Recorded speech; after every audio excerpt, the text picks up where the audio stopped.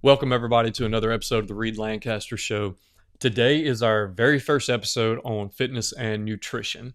This is something I am extremely excited to share with you and talk about because I believe that we have a lot of issues in America when it comes to health and fitness, a lot of misinformation on products and different exercise routines. And I really hope throughout this show that I can help inform you on exactly what to do and how to progress as you go forward with exercising for the rest of your life. Um, I have a lot of studies here. I'm going to cover one specifically that I'm going to share with you. I've got a few talking points to go over as far as just letting you know kind of what all weight training and nutrition are good for and clearing up any myths that may be out there. So today is going to be just very informative.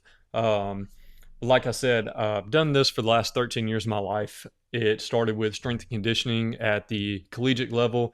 I've done a little bit of high school as well. And really, the last 7 or 8 years, I've done general population. And I kind of think that's the part I'm more passionate about because a lot of times athletes are they're athletes. They're active. They already know a lot, and I'm really here for the average person, the working class people who maybe get misinformed on subjects and topics, and really just want to help clarify things as we move along. So to start off the show, I do want to say if you or somebody you know is interested in online workout programming and nutrition, that is something I do because I understand personal training is a luxury and not everybody can afford that. But there are options out there if you need help, accountability, and just to know what you are doing. Online training is a great thing. So if you're interested in that, I will have links on our Instagram bio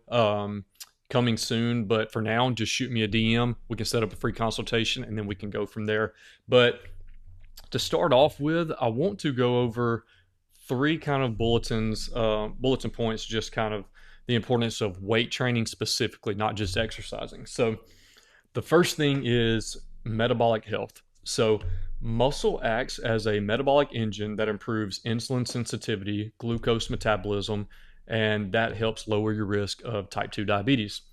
The next is for bone density. The mechanical stress of lifting stimulates bone remodeling, which is a great defense against osteoporosis and fracture risk. To follow the fracture risk, you have functional independence. So, building strength helps balance, and that protects you against falls as we get older and also helps preserve your mobility. Okay. So, a lot of people think, oh, if I exercise and weight train too much, then I'm going to lose mobility. It's actually the opposite. The more you don't work out and exercise, the more inflexible that you're going to become. So, make sure you strength train, weight lift. That will actually help. Um, there is one study, they called it a landmark study from a group. I don't even want to call out their name, but they do recommend that hitting the quote unquote sweet spot of 90 to 120 minutes per week of resistance training correlates with a 13% reduction in all cause mortality. So the reason I don't want to call them out is they don't give exact numbers or studies as far as participants and what they do or what they did. So there is a study that I'm about to share with you from Harvard Health. Okay, this was reviewed by Dr. Howard E. Lewine, who is the chief medical editor for Harvard Health Publishing. And to sum it up, they had 44 participants, 44 adults aged 55 and older, who were diagnosed with mild cognitive impairment. They randomly divided them into two different groups, where one group did twice a week weight training with progressive load, and I'll go over that in a minute, and one group did twice a week with nothing but cardio. After 6 months, some people in the weight training group actually performed slightly better on memory testing compared to their initial evaluation. And then using MRI, the researchers also observed that compared with the people who didn't do weight training, the exercisers showed changes that suggested a healthier brain with healthier brain neurons and less brain shrinkage in regions typically affected by Alzheimer's disease. This would imply that weight training may actually help delay the progression of dementia. So I'm here to tell you that is not the only study with that. So please, like, Google it, look at it yourself. Don't trust Google. Just use Google to find studies based on that, because that is not the only one. Um, Alzheimer's and weight training, um, it is a big correlation as far as how that can slow down the progression of dementia. So now we've talked about strength training and weight training. I spoke about progressive overload. So I want to say there are lots of forms of exercise, and if you are doing cardio, that is great. Cardiovascular health, lung health, amazing. You need to do those. But if you are only doing those and not strength training, you need to add at least 2 days of strength training to your workout routine. Okay. Um, and I'm going to go over the long term and short term pros and cons for both. So, cardio, the pros are it burns more calories during the workout itself because it is high intensity training, which yields a massive caloric burn during a short amount of time. The cons are that when performed in a calorie deficit, excessive cardio can actually cause loss of both fat and muscle. Okay, so do not do cardiovascular training while fasted. Okay, for weight training, the pros are your metabolic rate will increase, and I'll go over what your resting metabolic rate is here in a minute.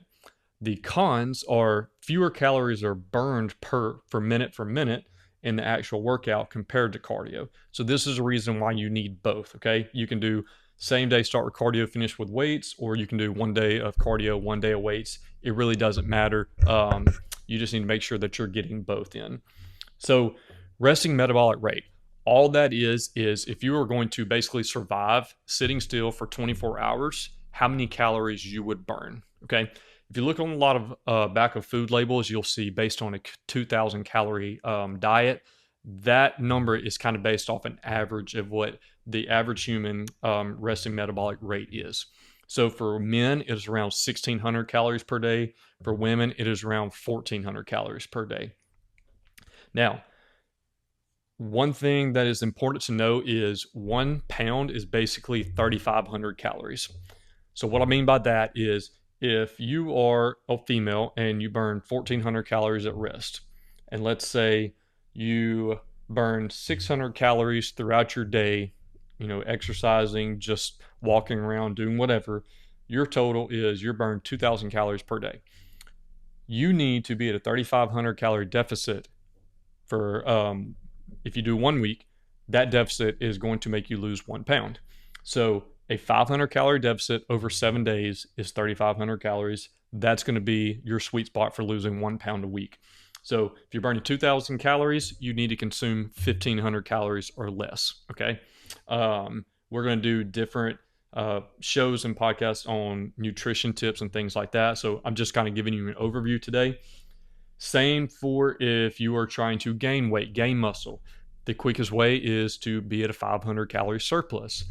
Now, the reason I'm telling you 500 calories is because anything more or less than that, you kind of get into storing fat if you're eating too much. And then if you're eating too little, you're really losing muscle mass as well. So 500 calories is that sweet spot. Like 1 pound a week is really where you want to be at. So if you've got a lot of weight that you want to gain or you want to lose, it's going to take time. Okay. And that's what I'm going to finish on today. The winning strategy. It's the best of both worlds. Make sure you get your cardiovascular training, you get your weight training, and your nutrition is on point. All right. Without the nutrition piece, guys, you can work out as much as you want to, but you are not going to see the results. So please do not discredit the nutrition side of things. And consistency, again, just over time, you've got to make sure you're doing the same thing. Fall in love with the process. So that phrase gets used a lot in sports. It's kind of cliche, but for exercise and nutrition, that is something you have to stick with.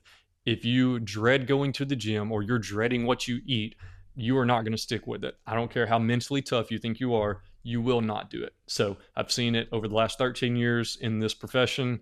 Make sure you enjoy every day exercising and the diet that you choose. And again, if you need help with that, I would love to help you. Shoot us a DM. We'll have the links in the bio soon. But hopefully that gives you a good overview of fitness nutrition, the importance of both. And as I said, we are going to do more and more talks over fitness in general and nutrition in general. But I wanted to start off the first episode and just kind of give you an overview and actually help give you information that you can take into your daily life and look at some studies on your own to compare with. So, again, I appreciate you listening, and until next time.